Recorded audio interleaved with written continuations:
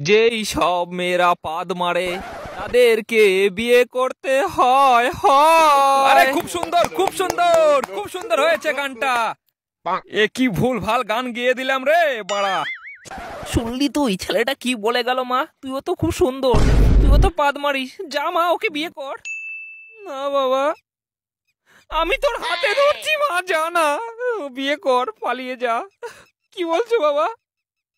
এই এই এই শোনো, কোথায় যাচ্ছ? কোথায় পালিয়ে যাচ্ছ? আমিও তো ভালোই ফুসপাদ মারি, তাহলে তুমি আমায় বিয়ে করে দেখাও দেখি।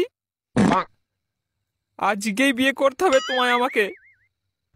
না না, এটা সম্ভব না। অলরেডি আমার একটা গার্লফ্রেন্ড আছে, আমার গার্লফ্রেন্ড তোমার থেকে বেশি পাদ মারে, তাই আমি তোমায় বিয়ে করতে পারবো না। ছি বৌদি ছি, বাড়ির বড় বউ হয়ে এত পাদের গ্যাস। ওই ঘরে পাদ মেরেছো, আমার ঘরে গ্যাস। বেশ করেছি বেশ করেছি।